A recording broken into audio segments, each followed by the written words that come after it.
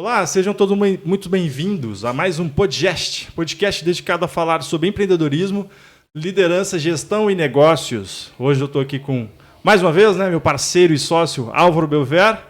E Álvaro, para quem não me conhece, eu sou o Cleverson Moreno, sou consultor em Compliance LGPD e já passo a palavra ali para o Álvaro se apresentar também, para a gente dar início a mais um podcast. Vamos lá, então. Álvaro Belver, empresário da área contábil. Hoje nós estamos aqui, eu e o Cleverson trocamos hoje, né? Hoje não combinamos a cor da camiseta, né? Então viemos um de branco, um de preto, mas não dá nada. O importante é o conteúdo, não é a roupa, né? Exato. Para você que curte então esse assunto sobre empreendedorismo, sobre gestão, sobre negócios, deixa aí o seu like, curta, né, a página. Curta nosso trabalho, se inscreva no nosso canal para que a gente possa trocar ideias, né? Para que você possa trazer sugestões do que você, qual é o assunto que você se interessa, né? Qual é o mundo desse mundo de negócio, qual é o assunto que você se interessa, para que a gente possa trazer esse conteúdo para cá. Ative também o sininho das notificações, né? Para que você possa estar recebendo cada vídeo novo que aparece aí. E hoje nós temos o prazer de estar recebendo aqui a minha amiga. Sabe que ao longo da minha carreira, cara, eu tive algumas pupilas, né? Ou seja, algumas pessoas que eu treinei, né? que eu conduzi nessa profissão. Hoje eu não faço mais isso, infelizmente, porque eu gostava, sabe, dessa parte de ensinar e tal. Mas hoje, pela demanda do trabalho, estou afastado. Mas a Jennifer, que nós vamos apresentar agora aqui, foi uma das pupilas que eu tive, sabe? Trabalhou comigo, eu iniciei ela na parte contábil, ali no societário. Hoje ela dá aula, né? Porque eu me afastei, né? E, consequentemente, a pupila superou o mestre, né? Hoje ela me dá aula, sabe? Mas então, passo a palavra então para a Jennifer, para que ela possa se apresentar para nós. Meu nome é Jennifer, eu sou aqui de Porto Alegre mesmo, trabalho há 10 anos na área societária. Comecei com 16 anos com o Álvaro, lá na Belver. Hoje eu tenho 26, então já estou há um bom tempo aí trabalhando na parte societária. E é uma parte que eu gosto, bem burocrática, mas é uma parte que é a minha paixão, assim. Então, me encontrei, exatamente. Tu te formaste agora em contábeis, é isso? Sim. Né? Formada recentemente, depois mais uma profissional da área. Mais uma profissional da área. Futuramente, quem sabe, colega do Cleverson também. Olha aí, tá fazendo direito? Pretendo. Pretendo, porque show. O societário é também mais... bastante. É o meio a meio, né? Isso, contabilidade e a parte do direito também. Sim. Legal. Mas então, Gia, vamos lá. Sabe que esse é um mundo que eu gosto, né? A parte societária é o meu chão, é a parte da contabilidade é que eu mais curto, é que eu mais gosto.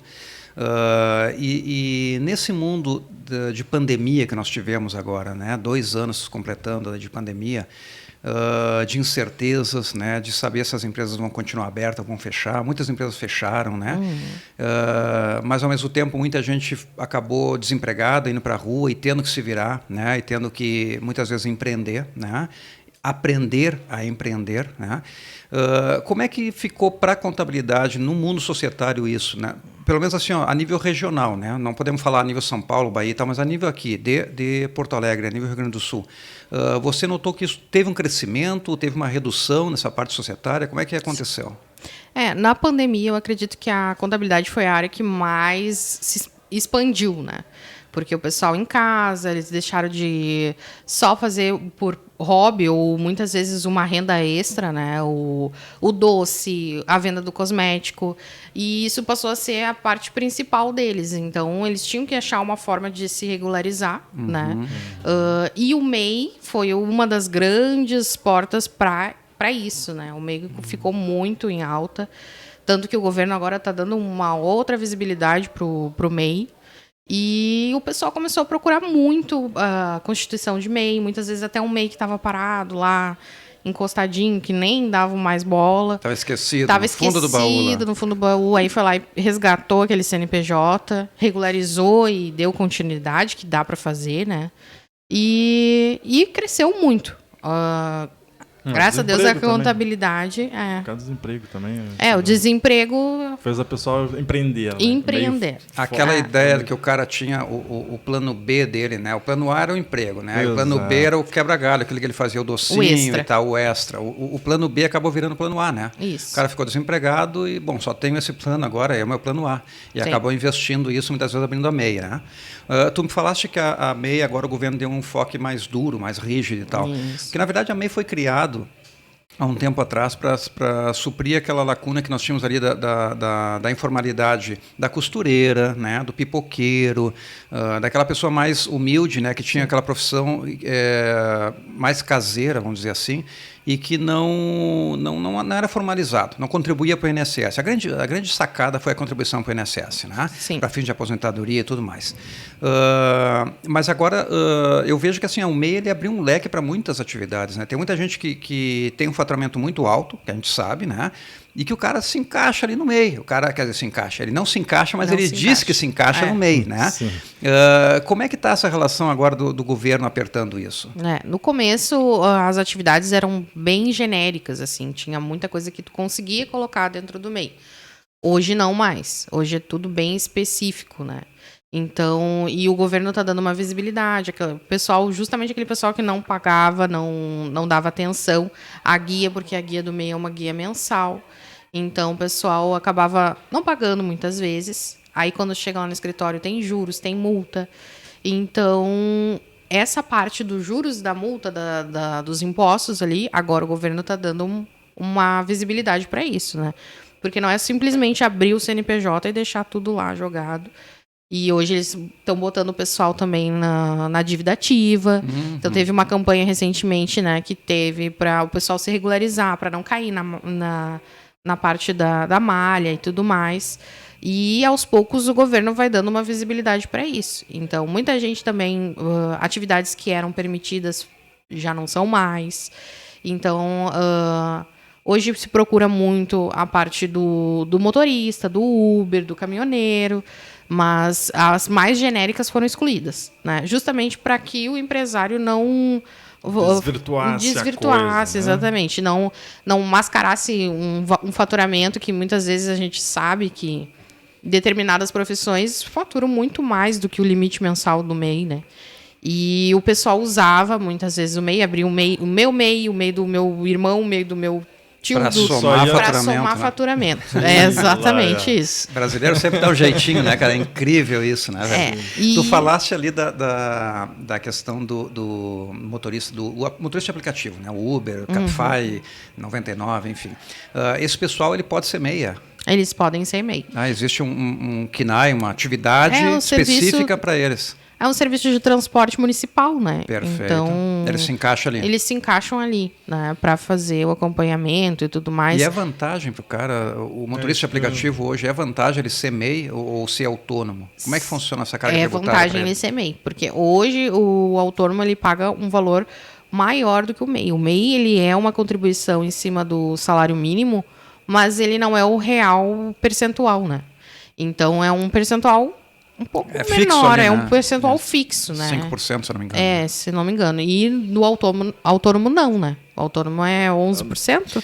O autônomo, ele vai imposto de renda, ele vai até 27,5%. Até 27%, por aí. Então, dependendo do faturamento do cara, não vale a pena. Então, o faturamento hoje do MEI, que é? 81 mil, né? 81 mil divide anual. Por 12, tu tem ali em torno de 6.500. Normalmente é por aí, 6.500, 700 e pouquinho. Tá, então, 6.500, vamos botar assim. 6.500 o cara paga a guiazinha dele quanto por mês no mês? Uns 60 reais. 60 pila.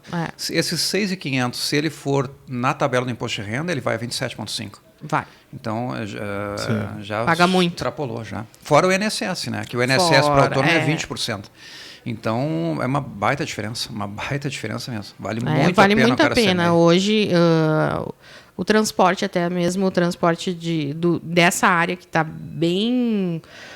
se expandiu, né? Com a questão da pandemia, o pessoal compra tudo na internet. Então, tinha muita compra e não tinha quem entregar. Quem entregasse. Abriu para os freteiros, abriu uma porta, né? Abriu uma baita de uma porta e hoje tem muito disso, né? O Mercado Livre, Americanas, Magalu. Então, Tu compra ali e tu pode se cadastrar como um entregador, né? Que é próximo da tua região.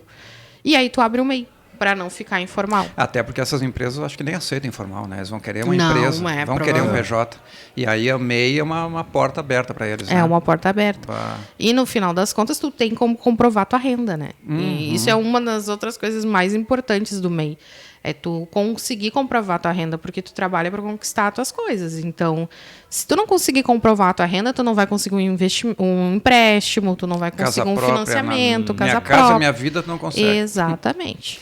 E qual é o cuidado que tu tem que ter com esse cara que tem a MEI? Porque no início, como tu falou, era muito a Bangu, né? O cara tinha MEI, pagava, não pagava a guiazinha de 60 pila, faturava, não faturava. Eu vejo agora com essas empresas, por exemplo, essas do Mercado Livre, por exemplo, que contrata esse pessoal para fazer entrega.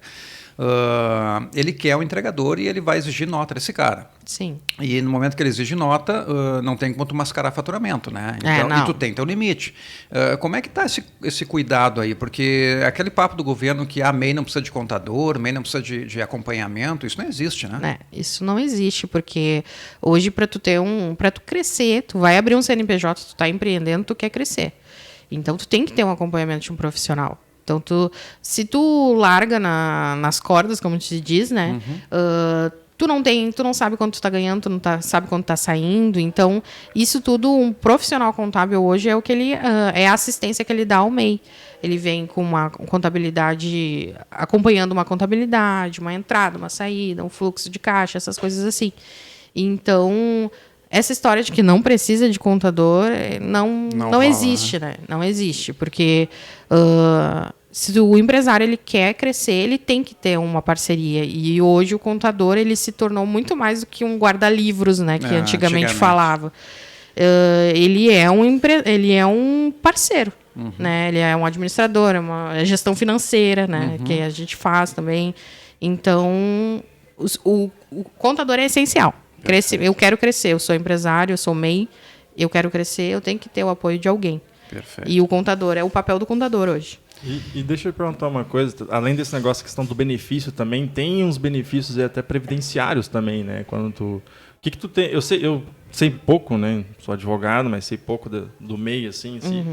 Mas eu acho que tem uma vantagem também até para fins de talvez aposentadoria, de você contribuir ali e pagar esse pouquinho, mas ainda ter os benefícios de um... Não sei se também pega a parte de quando você fica afastado por doença, essas coisas. Explica um pouquinho para a gente assim, os benefícios dessa parte previdenciária que tem. Essa parte previdenciária já não é muito a minha área, né? Mas o MEI, ele tem direito, né? Sim. Ele tem direito ao auxílio maternidade auxílio doença. Então, mas imagina, você pagar 60 pila e já tem a formalização, já tem direito aos benefícios previdenciários, a pensão, a aposentadoria. Isso é uma questão bem polêmica, né? Porque, olha só, se tu analisar, o cara que é autônomo, ele paga 20% sobre o salário mínimo, tá? Sim. O cara que é MEI, ele paga 5% sobre o mesmo salário mínimo. Ou seja, enquanto um paga R$200, o outro paga 60 pila.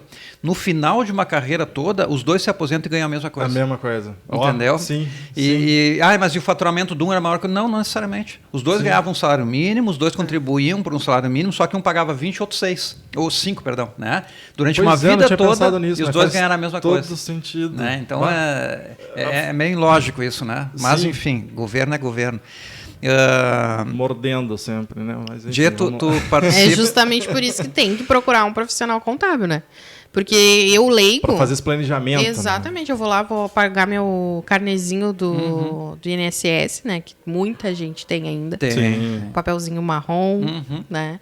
E quando vê, não é vantagem para mim. Não. E, na verdade, não é vantagem. Só que eu só vou saber disso se eu procurar uma pessoa que tem esse conhecimento, né? Vocês lá, tu estás na BN3, né? Isso. A Jennifer é uma das minhas sócias na BN3. Tu vê, desde pupila, agora sócia. se afastou, né? Fez faculdade, agora voltou, agora é minha sócia. Fui conhecer o mundo, que nem eu disse ontem. Isso. Fui conhecer outros universos. Lá na BN3, vocês têm algumas campanhas, porque eu fico mais na Belvera, ali não atuo direto na BN3, mas na BN3 vocês têm algumas campanhas de abertura de empresa gratuita e tudo mais. Para MEI, tem algum trabalho específico, algum desconto, algum honorário diferenciado? Porque o MEI já, teoricamente, fatura menos, né? Sim. Então, ele não pode arcar com um honorário maior, né?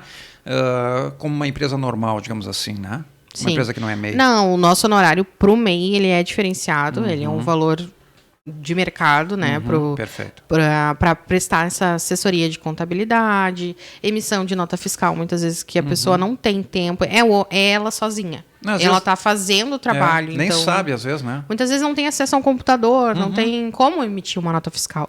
E aí, a BN3, ela presta esse serviço. Perfeito. A gente senta, o que tu precisa? Eu preciso que vocês me auxiliem nessa parte de fluxo de caixa, vá acompanhando para que eu não extrapole meu limite de faturamento. Perfeito. Então, a gente presta esse serviço e não é um serviço igual a outras empresas, né? Em questão de valores também, né? Perfeito. E tu tocaste num ponto importante. Extrapolou o limite de faturamento do MEI. O que acontece? Como é que... Porque assim, muitas vezes o cara nem controla isso. Se o cara não tem uma assessoria contábil, né? Alguém que esteja olhando isso, ele não controla isso, ele não sabe.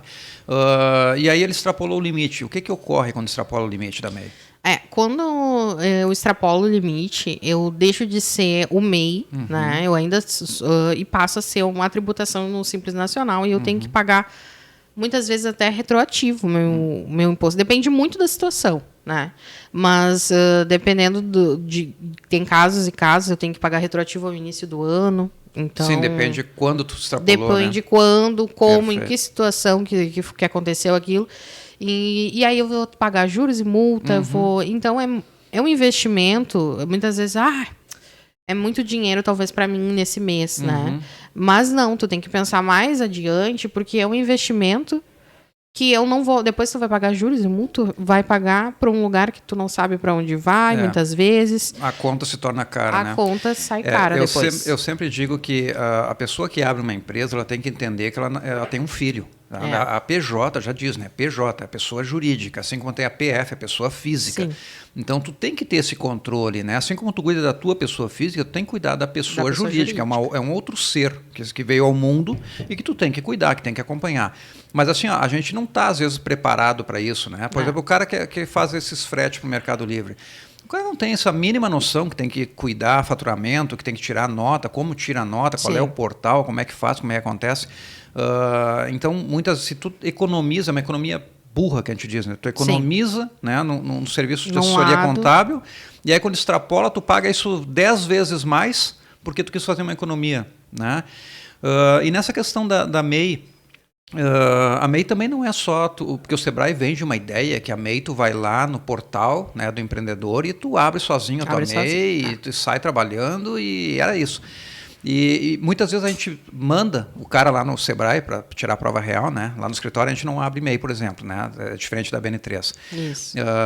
Então lá na Belver, quando o cara vem para abrir MEI, hoje eu indico a BN3, mas antigamente eu dizia, não, vai no Sebrae, se o Sebrae está te dizendo que é fácil de abrir, vai lá e abre. E aí os caras vão lá no Sebrae e voltam e dizem, não, o Sebrae disse que não abre, que eu tenho que procurar um contador. Diz, poxa, mas então é difícil, né? E aí já cai por terra aquela ideia. Já cai aquela ideia, já venderam uma mentira, Já né? venderam.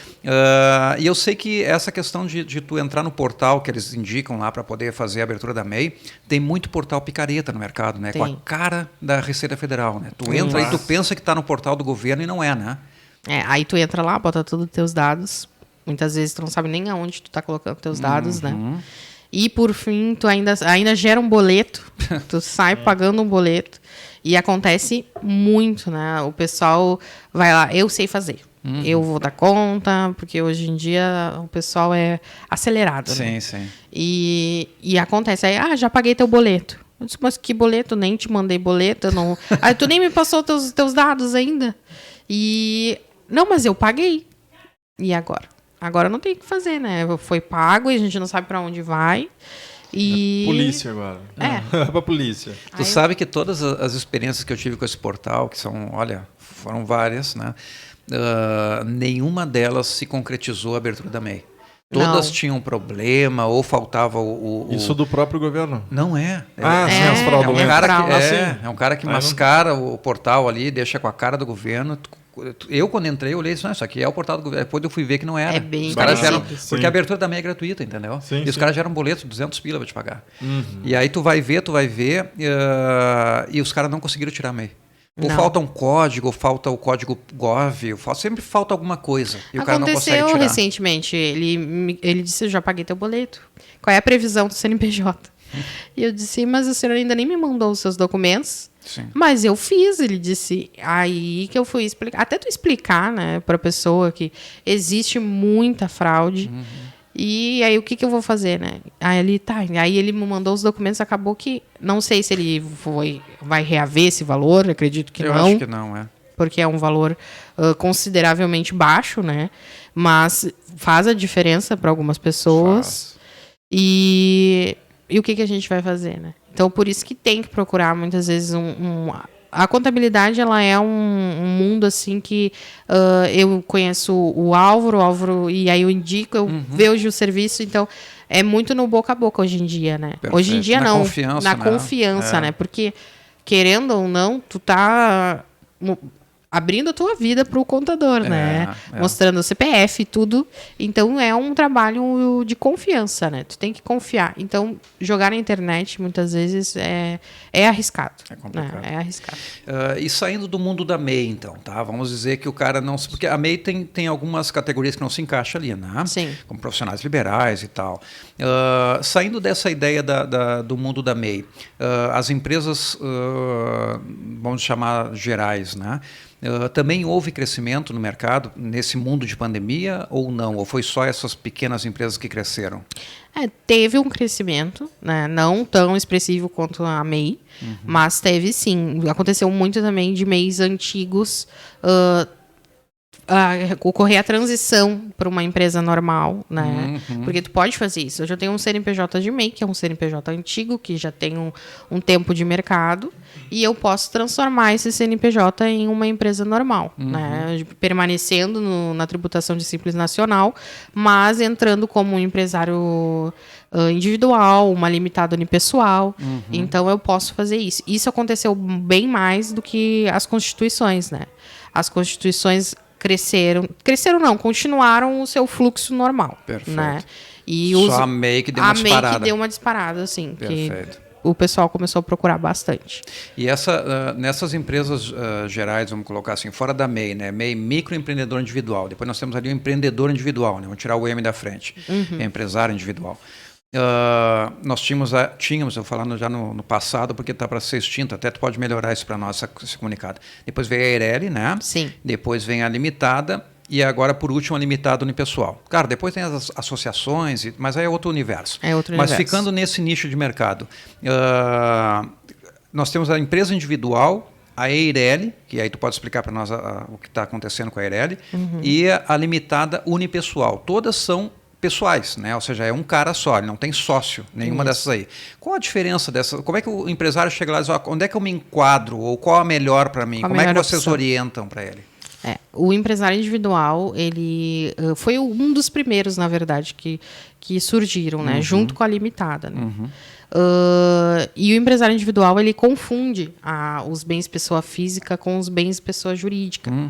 Então, hoje em dia... A responsabilidade, né? A responsabilidade... pessoal também. Exatamente. E hoje em dia a gente já nem dá mais para a pessoa... Não dá essa opção, né? Porque não tem o porquê, tá? O Eireli, aí ele veio para tentar consertar uma deficiência da limitada, que era a questão dos laranjas, né?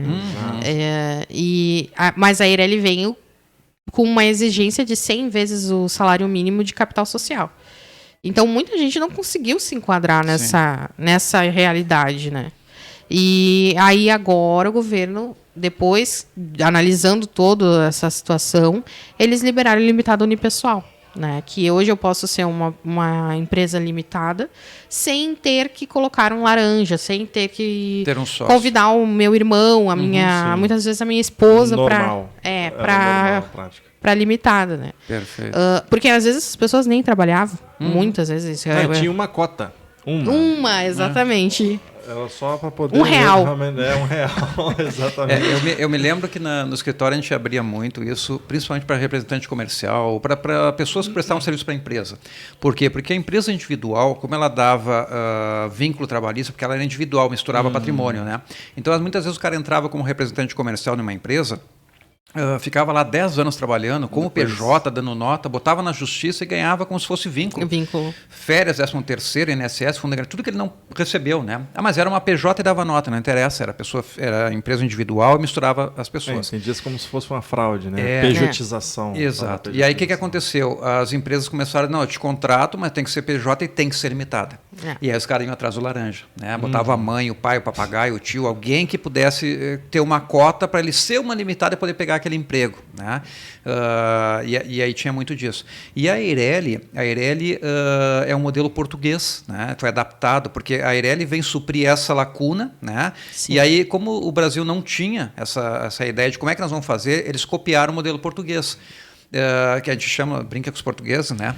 Mas os portugueses já tinham isso na nossa frente. Só que adaptaram assim, exatamente como estava lá. E aí veio com uma deficiência horrível, com exigências que não se encaixavam na nossa realidade aqui. Nem um pouco, né? Nem um pouco. Aí agora abriram a limitada no pessoal, tinha que ter feito isso desde o início, né? Mas cara? Acho que a Eireli está para ser extinta também, isso já não foi? Sim, ela já foi decidido que ela vai ser extinta, mas ainda não foi definido como que vai ser feita essa transição, né? Entendi. Na verdade, acho que vai se transformar tudo em pessoal.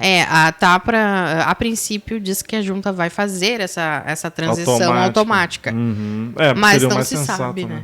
Seria o mais sensato. Mas ainda não está nada definido, porque ainda consta as Eireli. Se tu consultar o CNPJ de uma Eireli, ainda está lá. Eireli. Ela é Eireli. A natureza jurídica dela ainda está Eireli. Na verdade, a lei já está decretada, mas não adaptaram ela. Não adaptaram ainda. Ser. Exatamente. Perfeito. Ainda estamos... Acredito que agora na virada do ano, agora para 2022, isso vai ser definido, né? Sim. Esperamos também. Até porque não tem motivo. Acho que ninguém mais vai fazer Eireli. Não, eu não. Lá no escritório eu nem abro mais. Lá na BN3 também não, né? Também não. Depois que saiu a Unipessoal, a Eireli já... Não faz sentido. Não faz sentido. E até acredito que se tu quiser abrir hoje uma Eireli, a junta nem aceita, né? Eu acho que não. Quem estava, né? Quem estava. O novo, acho que não abre mais. Já deve estar em vigência, só não sabe o período de transição. Eu também não sei, mas eu suponho que seja isso aí.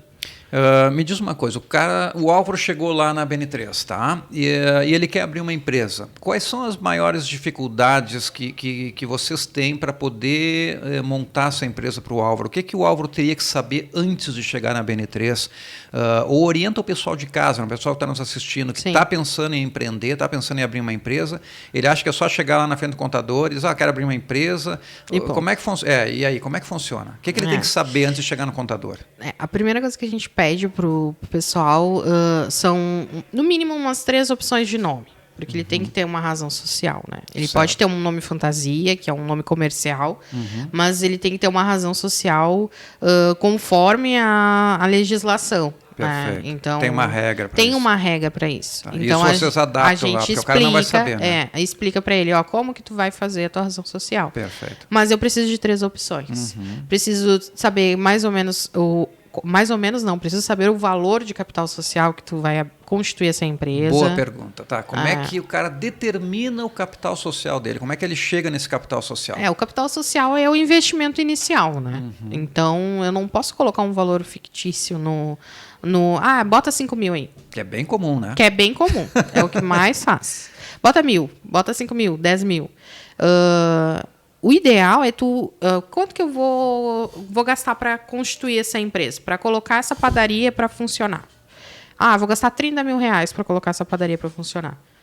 Eu tenho esse valor? Não, eu não tenho esse valor. Então nem abre. Então nem abre, né? Mas eu tenho esse valor. Digamos que ele tem esse valor, tá? Então esse é o teu valor de capital social. É o maquinário, é aquilo que ele gastou, o balcão, a câmera fria, tudo que ele botou ali, somou 30 mil. Bom, esse é o capital do cara. É isso, né? Até porque na contabilidade isso vai ter que ser lançado, né? Isso. O cara não pode dizer, a padaria tem 1 milhão lá de capital.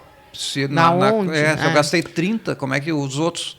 O outro é o quê? Não está nem no banco esse dinheiro, nem existe. E o capital social ele pode ser integralizado também com bens, né? Isso. Sim. Não só com dinheiro. Bens, valores, mas, né? obviamente, que vai ser revertido para fins de capital social em valor, né? Sim, aí quando faz o lançamento inicial, aí Sim. é uma coisa bem mais operacional, né? Quando faz o lançamento inicial, aí o pessoal divide lá. Mas tu pode colocar isso no teu contrato também. Sim. Eu tenho uma sala e eu quero colocar essa sala em nome da minha empresa. Justamente, se tu quer colocar no nome da empresa, tu tem que ter ela no contrato social, especificando. Tem gente que faz muito planejamento tributário com relação a isso, né? Eles passam para dentro até questão de impostos, de depois planejamento sucessório, para passar Isso. cotas, eles integralizam com bens para poder fazer esse planejamento. E tem aquele cara que planeja, né, e faz aquela ideia de cotas a integralizar, né? Então, o meu Sim, capital vai ser 1 milhão, aí. mas eu vou botar 100 mil agora e os outros eu vou integralizar 12 depois. meses. Eu acho horrível isso, cara. Eu corto o cara de cara. Não, velho, quando tu tiver 1 milhão, a gente abre com 1 milhão, a gente faz uma alteração de capital e resolve. Aumenta, Até porque, né? mas Aumenta eu vou o gastar capital. com uma alteração. Tu vai gastar igual se tiver que integralizar depois. Eu vou ter que colocar isso, né? Que foi integralizado. Que foi integralizado. Então, assim, eu tenho uma dúvida. Quais são os reflexos, assim, se você coloca um valor que não é real? O que pode acontecer? Porque eu já trabalhei com algumas empresas, assim, mas eu nunca vi uma efetividade prática, uma penalidade. Então fica uma coisa... A gente tem que fazer o certinho? Tem. A gente tem que colocar o que a gente está colocando. É para isso que serve, senão não existia esse nome capital. Mas eu nunca vi nenhum reflexo por ter colocado. Inclusive, eu já tentei usar em teses jurídicas o fato de o cara falar, fali, não tenho dinheiro, etc., mas está lá, 500 mil de capital social. Eu falei assim, cadê o dinheiro, os 500 mil? Porque a minha ideia era desconsiderar a personalidade jurídica da empresa para atingir o capital pessoal da pessoa, porque pessoalmente ele tinha, só que a empresa não tinha. Sim. Só que lá está dizendo que ele colocou 500 mil reais. Tá, mas onde que você aplicou esses 500 mil reais? E não tinha esse valor todo. Então, a ideia na minha tese jurídica, à época, para desconstituir, era isso, mas não pegou. Não pegou, não. A empresa é limitada, não passa para o sócio. Óbvio, se houver fraude, acaba passando, se for comprovado. Mas simplesmente pelo fato de má gestão ou qualquer coisa assim, se não tiver integralizado, ainda que que tu consiga provar que ele não gastou, que aquele dinheiro nunca entrou no caixa da empresa, né? E isso serve, só que deveria ter um reflexo, até para fins educativos, né? Sim. E isso reflete também no como ele pega empréstimo, porque as pessoas olham ali o que tem ali, o que foi integralizado. É um documento também oficial para servir de empréstimo. Então, fica a dica aí, né, para o governo aí, para poder ver como é que... Até porque, se não tiver, o pessoal vai colocando de qualquer jeito. E a maioria das empresas usa para isso, né, Cleverson? Sim, bota o capital bastante. de 1 milhão, porque eu vou chegar lá no banco e o banco vai olhar meu capital de 1 milhão e vai me dar dinheiro. Para tu teres uma noção, na pandemia houve soltaram uns empréstimos aí para o Pronamp, né? Isso. E o do Pronamp tinha a questão do capital social de 50 mil, ou na verdade sim, você podia pegar um empréstimo até o limite do capital social que você tinha na sua empresa. 20%, se eu não me engano. Alguma coisa assim, mas era uma referência do valor máximo. Então o cara pegou e aumentou para 100 mil, só para poder pegar, sei lá, 20 mil, ao invés de 10 mil, que estava 50 antes, né? Então, como é um documento oficial, eles deveriam fiscalizar mais, assim, até para poder... Até a gente estava conversando mais cedo sobre isso, né? Porque agora os bancos começaram a pedir os balanços para abertura de conta, para empréstimo. Sim. Então, quando eu vou olhar um balanço, lá está dizendo que meu capital é 500 mil. Aí, óbvio, né? Acredito eu que a pessoa vai perguntar, mas como assim é 500 mil? Cadê não tem nem movimentação, não tira né? nota, não tem faturamento, não tem nada. Então, eu acho que isso é uma coisa que vai acontecer naturalmente e num curto prazo de tempo. E aí tu vai olhar o caixa da empresa, o banco dessa empresa, né, onde supostamente estaria esse capital guardado, porque ninguém tem isso aí debaixo do colchão. Não tem. Não tem nem banco, muitas vezes, né? E aí tu vai questionar e diz, não, mas o dinheiro está no meu cofre em casa. Pô, mentira, né? Não declarou? Não, aí não, né? Agora, tem uma pergunta. Capital de giro também entra como capital social? Capital de giro? Não. Porque assim, é um dinheiro que eu tenho lá, eu vou botar 50 mil. Sim. Só que eu investi 20 para criar minha estrutura e 30 para girar ali. Okay. Não se interfere. Aí sim, mas se tu fizer isso no início, sim. Né? Isso no início. Tu pode fazer, o que tu pode fazer? Tu pode gerar esse capital de giro ao longo... gerar é bom. Tu pode ter esse capital de giro ao longo do ano, né? Ao longo dos anos, e fazer depois um aumento de capital, né? Muitas vezes com uma reserva de capital, que a gente chama. Um aporte, né? Um aporte no teu capital social. Não, sim, só para entender se compunha ou não, ou se era só os bens. Não, os bens, pode. Ou o dinheiro que você comprou, alugou e etc. Pode. Outra coisa, quando o cara chega lá, então, nós falamos ali do nome da empresa, do capital social. Endereço é outra coisa importante? É, outra coisa muito importante. Vamos falar de endereço. Endereço. Hoje, para tu abrir um estabelecimento aberto ao público, tu tem que ter alvará de localização. Embora tenha essa dispensa do governo, do alvará, né? Tu tem que ter alvará de localização. Se tu é um café, tu tem que ter um alvará, tu tem que ter um alvará de saúde, né? Um curso de boas práticas. E então essa situação da dispensa ainda ela é mais para a questão tributária do que para outra coisa, né? Certo. Então tu tem que saber se esse local tem um PPCI. Eu vou abrir o meu estabelecimento ao público, eu tenho que ter um PPCI, um plano de prevenção contra incêndio. Isso, vamos explicar para o pessoal em casa, lá, o pessoal em casa não sabe. PPCI. Depois da Boate Kiss, depois de toda aquela situação, ficou bem rigoroso. Então, até ultimamente tem tido algumas facilidades, vamos dizer assim, certificado de licenciamento, que não é mais o PPCI. Mas é tudo também porque não tem estrutura para fiscalizar, né? Aí solta os protocolos. Não, com protocolo eu consigo abrir, depois a gente vai... A gente acompanhou isso na Federação, lá na divisão jurídica, e realmente é difícil, né, cara? A estrutura, não tem estrutura para fiscalizar, tu tem que arrumar algum meio, porque também as empresas, o mundo não pode parar de girar por causa disso, né? Mas desculpa te interromper aí. Não, mas não é bem isso. Não tem fiscalização. Infelizmente, não sei também, né? Eu felizmente não sei. A Prefeitura de Porto Alegre não tem uma rotina de fiscalização, né? Então, é dispensado de alvará? É dispensado de alvará, mas é importante tu ter um alvará. É importante tu ter um plano de prevenção contra incêndio. Por quê? Porque é a tua saúde, né? É a saúde dos teus funcionários dentro do teu estabelecimento. Porque ninguém tá ali. A gente não quer que aconteça, mas ninguém tá livre que um dia aconteça, né? Assim. Então, e hoje, quando tu é um café, como eu estava falando, um restaurante, quando tu vai tirar o alvará de saúde, uma das exigências é o alvará de localização. Então, uma coisa puxa a outra, né? Eu preciso de alvará de localização, para ter o alvará eu preciso do PPCI. Então, a primeira coisa, o empresário senta lá com a gente para conversar. Tu já viu se tem um plano de prevenção contra incêndio nesse endereço? Aí a pessoa meio que trava, né? Porque um plano de prevenção contra incêndio não é um documento barato, né? Sim. Tanto o certificado de licenciamento é um pouco mais em conta, porque ele é simplificado, mas aí a pessoa já trava. Aí eu explico, esse documento ele não é responsabilidade do empresário. Ele é responsabilidade do imóvel, do proprietário do imóvel. Então, muitas vezes que é representado por uma imobiliária, sim. Então tu tem que entrar em contato com a imobiliária, dizer, eu preciso desse documento. E uma coisa positiva, a grande maioria de Porto Alegre tem esse documento já. Então é um reflexo de, eu acho que faz mais de 5 anos que... sim. Eu não me recordo a data, faz mais. Então é um reflexo, e hoje em dia a grande maioria tem, eu já oriento, questiona, e tem sim, protocolo, certificado de licenciamento. Então essa é a primeira coisa. O que eu vou fazer? Eu preciso de nome, eu preciso de capital social, eu preciso ter um nome. Consultar esse endereço. Consultar esse endereço para ver o que eu preciso. Acontece muito do cara chegar lá, eu vou te falar pela experiência que eu tenho no outro escritório, tá? Onde essa parte eu cuido ali, com as meninas.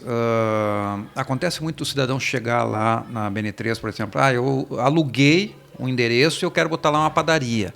E aí tu vai ver e naquele endereço não é permitido botar padaria. Não é permitido. E o cidadão já alugou e fez um contrato de 1 ano, 2 anos. Né? Qual é a orientação que vocês dão lá para eles? Antes de alugar, né? Passa lá no escritório primeiro. É um corte, esse aí vai ser um corte. Isso é muito importante, porque o transtorno, a dor de cabeça que tu vai ter, porque para desfazer o negócio. Para desfazer. Tá louco. muitas vezes tu já até pagou, né? Pois Calção, tudo. ou já comprou, já fez um projeto de arquitetônico pro lugar. Não, ele fez tudo, mas não procurou contador. Não procurou contador. Aí sim, né? A primeira coisa que tu tem que fazer, eu quero abrir, eu quero ser um empresário, eu quero ter um CNPJ. Eu procuro um contador. É a primeira coisa que tem que ser feita. Para fazer um estudo de viabilidade, para ver como é que está o endereço. Muitas vezes, isso também é um reflexo. Hoje em dia, os locais eles estão comerciais. O que é estar comercial, né? Antigamente, eu tinha uma casa, eu botava um espaço na frente, uma lojinha. E foi. Hoje não é mais assim. E aí, aquela minha casa tem um registro residencial. E o IPTU vai lá para cima porque vira comercial. E aí, para fazer qual que é a maior, desculpa, mas qual que é a maior, residencial ou comercial? Não, comercial. Os caras se assustam depois. Eu botei a empresa lá e o meu IPTU dobrou. Sim, virou comercial, né, velho?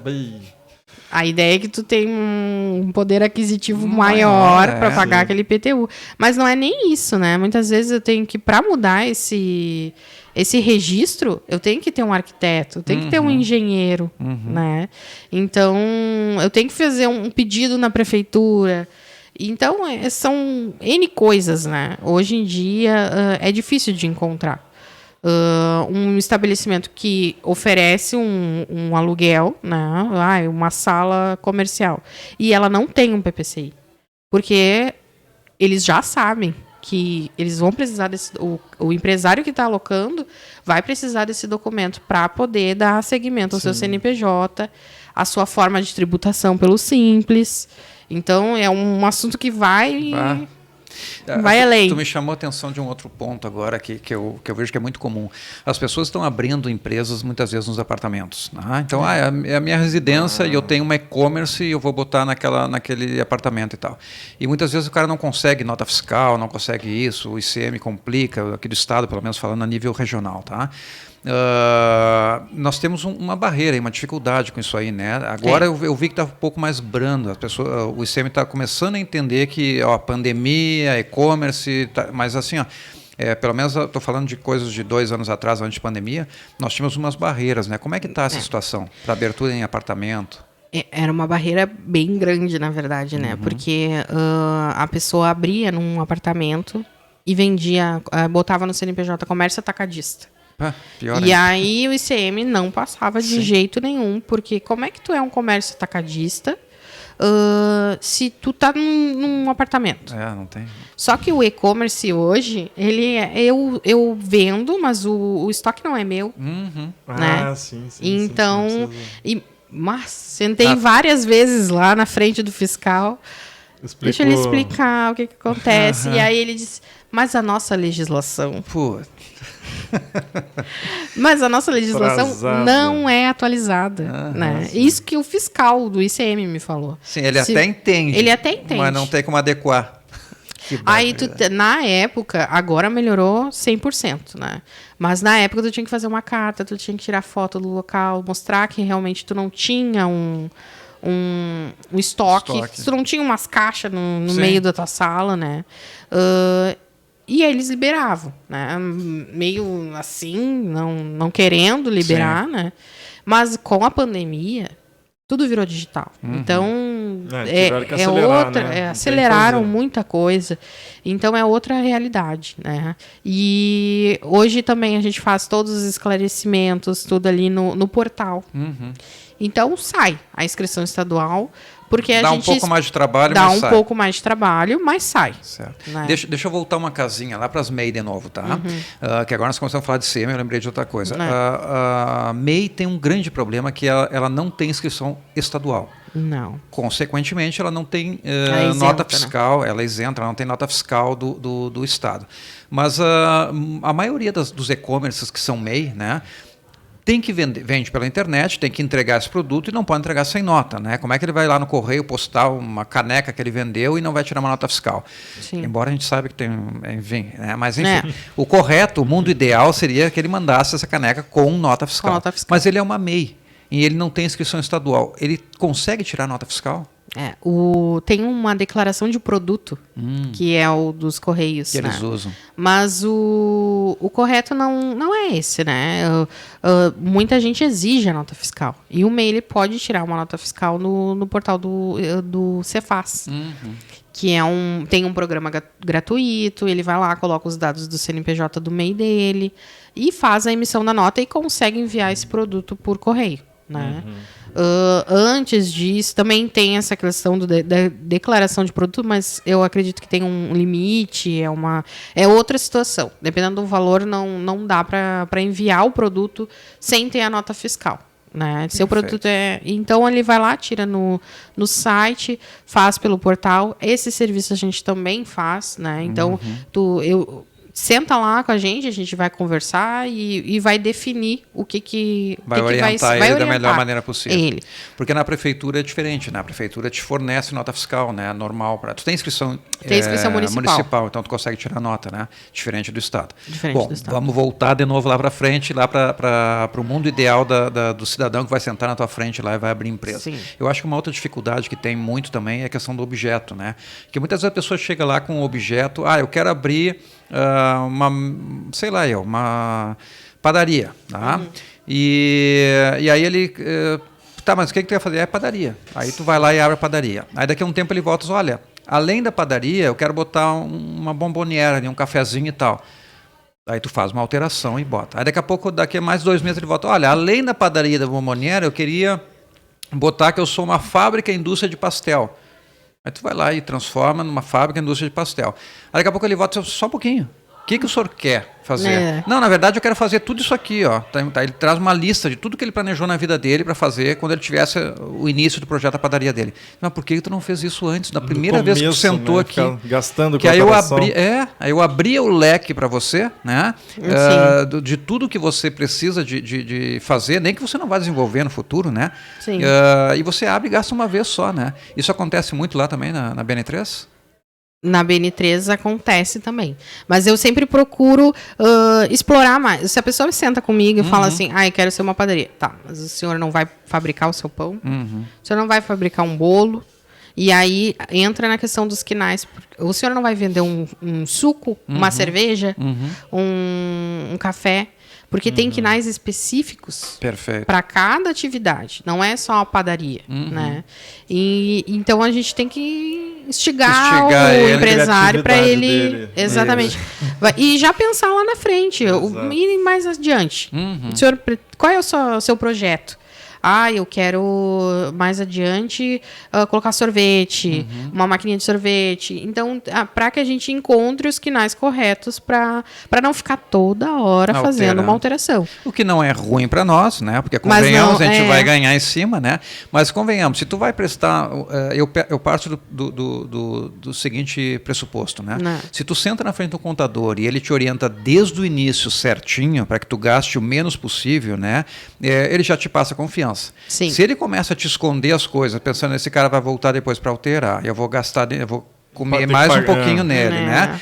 Tu já não é de confiança, né, tia? Então, assim, esse contador é meio trambiqueiro, né? Tá querendo tirar vantagem, né? Então, acho que essa postura que vocês têm lá, que nós também adotamos, né? É a melhor, né? Porque tu é transparente com o cara. Olha, o que o senhor vai fazer? O senhor gasta uma vez só, né? Mas tu dá uma assessoria que é o que ele veio buscar, uma boa assessoria. E mesmo que tu decida que não vai cobrar o honorário, ele vai ter um custo. Vai. Porque tem que pagar a taxa da junta comercial. Então, é uma questão... E o trabalho também, né? Sim. Porque tu vai ter um retrabalho. Muitas vezes isso acontece em pouco tempo. Quando o cara... Porque o CNPJ... Hoje ele está saindo rápido. Mas antes ele demorava 30 dias ou mais até para sair. E aí o cara... Já saía quando o cara já estava mudando e adicionando coisa no negócio já queria dele. Adicionar outra coisa. E aí gastando outra taxa e aí, mas tu não me avisou, né? Aí a culpa é sempre do contador. Bola de cristal que vocês precisam ter. E uma outra situação que eu vejo também que é muito comum é a questão do cara que vai abrir a empresa com um sócio, né? E muitas vezes ele senta lá na frente e diz assim, olha, eu quero botar minha esposa, quero botar às vezes meu funcionário, né? Para dar aquele jeitinho de não pagar ele como funcionário, pagar ele como sócio com 1%, 2% e tal. E aí a gente sempre orienta eles para ter esse cuidado com o sócio, né? Porque o sócio ele pode parecer um benéfico neste primeiro momento, mas tu tem que lembrar que se esse sócio tiver qualquer problema depois com banco, com SPC, Será, ele trava a tua empresa, né? E às vezes uma situação contrária, né? A tua empresa tem problema, tu não tem bem, o teu sócio tem, o teu sócio era um laranja e respinga nele, e ele está pagando uma dívida, né? Tipo aquela história do fiador, né? Tu aluga uma sala, os fulano lá, teu fiador, tu não paga, estoura no fulano. O sócio pode sofrer esse pênalti também, né? Pode. Qual é a orientação que vocês dão lá para eles nessa questão? Quando o cara vem com a ideia de fazer sociedade, é bom ter um sócio, não é bom? Porque a ideia da sociedade sempre parte do pressuposto de que quando eu for chegar num banco e tal, que eu sou uma limitada, e na verdade isso tem uma lógica, né? E eu tenho 10 sócios, o banco sempre vai me dar mais crédito. Por quê? Porque se a empresa não pagar, eu vou para cima de um sócio. Se a empresa tem 10 sócios, eu tenho 10 pessoas para ir para cima. 10 possibilidades. 10 possibilidades. Obviamente, a linha de crédito que eu posso dar para essa empresa é maior, né? Porque alguém vai pagar o pato, alguém vai pagar essa conta, né? Mas, enfim, qual é a orientação que vocês dão nessa questão da sociedade? Isso aí é um problema, né? Isso é um problema, né? Mas a orientação que a gente dá é constar a questão do se a pessoa não está negativada, né? E isso é uma das coisas mais comum que tem a pessoa está negativada e quando chega para abrir a conta da pessoa jurídica já não consegue abrir, né? Eu tive um caso semana passada, assim, que eu já vou ter que alterar, já vou ter que tirar a sócia, porque eles não conseguiram um empréstimo que estavam esperando por conta da sócia. Então, tu tem que conhecer, né? Não adianta, eu vou colocar por essa situação. Mas e aí? Sim. E as outras questões, né? Então, tu tem que saber quem é que está entrando de sócio, quem tu está colocando e consultar, ver se não está negativado, se não tem algum protesto em cartório, essas coisas assim. Se tu vai participar de uma licitação, tu tem que ter todas as certidões negativas. E se o teu sócio está negativado, já vai travar. E isso é só uma parte dos problemas, né? Imagina se briga, como é que quando, né, questão de dissolução, se os dois querem a empresa, né? Porque é um casamento, né? É um casamento e você precisa entender que é igual um divórcio também, na hora de separar. Todo mundo tem que assinar. Na hora do fim, todo mundo tem que assinar. Senão e se não assinar... É judicial. E aí é dinheiro com advogado, 3 anos de processo. Um processo lento. Exatamente. Porque, na verdade, o estar negativado não interfere para abrir, né? A junta pra comercial, receita, ninguém liga para isso, né? Não. É só no mundo comercial. Na hora que eu for para banco, na hora que eu for abrir linha de crédito, na hora que eu for participar de licitação, aí que aparece. Fornecedor, tu é do comércio, né? Quando isso vai aí tudo que trava. Fazer cadastro com fornecedor, isso tudo trava. Tudo trava. Então tem que saber com quem tu tá fazendo uma sociedade, né? Para não correr esses riscos depois, essas incomodações, né? Perfeito, Gê. Eu adorei o bate-papo, né? Acho que tá joia. Me faz assim, me vende o peixe lá da BN3, tá? Eu sei que vocês têm algumas promoções, abertura de empresa gratuita e tal. A BN3 está ali em Porto Alegre, na Otto Niemeyer, ali, né? Pertinho da Cavalhada, quase esquina com a Cavalhada. É um escritório voltado ao mundo digital, né? A contabilidade digital, né? É um escritório... A contabilidade hoje, ela está numa evolução, né? Óbvio que a contabilidade tradicional, ela não vai acabar, né? Como dizem por aí, que a contabilidade vai acabar, que eu não preciso mais do contador. E ela é uma evolução. E a BN3, a gente foi criada para isso, para atender o público mais digital.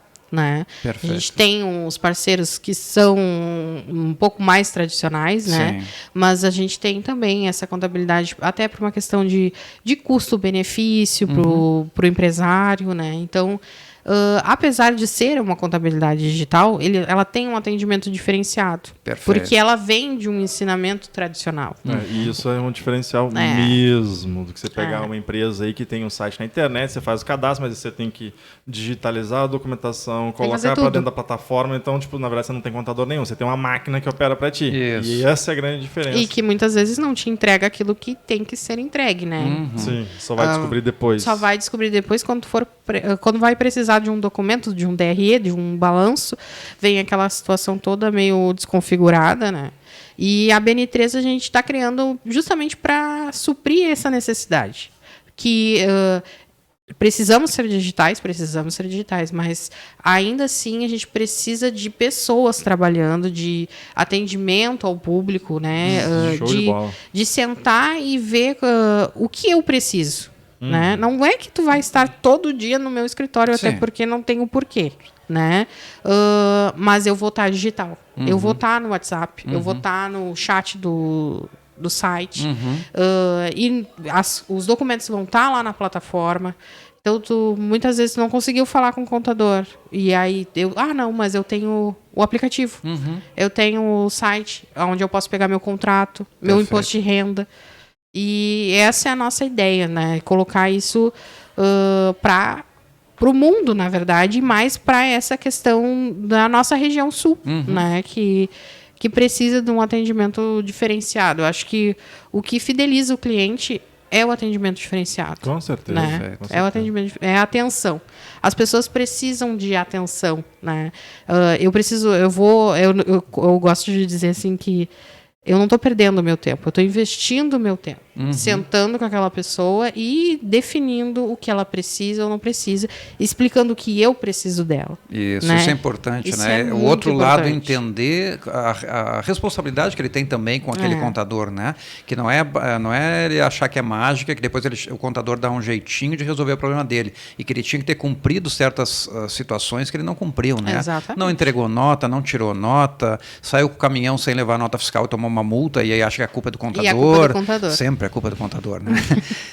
Enfim, ele tem as responsabilidades dele como empresário, ele tem que se ver como empresário. Eu acho que essa é a grande palavra, né? Ele tem que se ver como empresário. Muitas vezes a pessoa não se vê como empresário. Ele acha que quando dá um pepino, ele corre para o contador, mas às vezes o pepino tu não tem que resolver, né, tia? Aí já está feito. Né? Já está feito. Aí é difícil. E aí não tem muita solução, né? Então, é ensinar ensinar o empresário a ser empresário. Isso. O contador, ele não é mais, como eu falei, o guarda-livros, o digitador. Ele é o norte. Ele é o norte do empresário. Parceiro então, o parceiro de negócio. Te ajuda a planejar. Né? E aí tu vai sentar, tu vai conversar. Eu preciso que tu tire essas notas. Eu preciso que tu registre tuas compras. Isso. Né? Porque a minha contabilidade depende disso. Então, não tem como eu fazer um serviço se tu não faz a tua parte. Não faz a tua parte. Né? E a BN3 é isso. A BN3 é trazendo digital para a realidade dos empresários de uma forma mais econômica, vamos dizer assim, mais um custo-benefício. Custo-benefício, perfeito. Show de bola. Então tá, Diego, te agradeço. Né? Agradeço maravilha a oportunidade. Obrigado, a presença aqui. E contamos com você várias vezes, tá? Pode Se a gente, sim. num futuro próximo, aí tiver que trocar uma ideia sobre mudança de legislação, sobre algum outro assunto voltado principalmente à tua área, né, da parte societária, de repente algum assunto mais aprofundado sobre alvará, sobre MEI, né, se o pessoal tiver dúvida em casa e começar a mandar perguntas, vamos te convidar de novo. Claro, e eu quero agradecer assim, ao Álvaro, né? Porque quando eu comecei, eu falei ontem ainda para a Renatinha, agradecer a Renatinha também, porque eles foram meus professores, né? E o conhecimento muitas vezes está aí pega quem quer, né? E eu peguei ele e estou transformando ainda mais, e eu multiplico as pessoas que eu tive contato, né? Então, agradecer por essa oportunidade. Agora eu voltei recentemente, foi em abril, né? Faz pouco tempo, depois de 5 anos fora, conhecendo o mundo, que nem eu disse. Mas é muito gratificante a recepção que eu tenho deles, né? E a minha gratidão é enorme, assim. Não tem nem o que dizer. Nós que agradecemos. Tá público. Mas é isso, obrigado, Jennifer. Tu queres fazer a finalização ali? Não, é isso então, pessoal. Vocês que curtiram aí com a gente, né? Vocês que aproveitaram, curtam a nossa página, então, curtam nossas redes sociais, curtam aí o nosso trabalho no Podgest. Se inscreva no canal, né? Ative o sininho de notificações para que você possa estar recebendo em casa. E mande suas dúvidas, pessoal. Mande suas dúvidas, deixe seu like. O seu like é muito importante para que esse trabalho continue sendo feito, né? Para que a gente tenha mais visibilidade. E mande suas dúvidas para que a gente possa debater outros temas como esse, né? Ou outros temas aí que vão surgir, né? Que a gente possa trazer outros empresários, outros nichos de mercado, para que a gente possa conversar aqui, trocar uma ideia. Tá aí? Valeu. Valeu. Tchau, tchau, pessoal. Obrigado.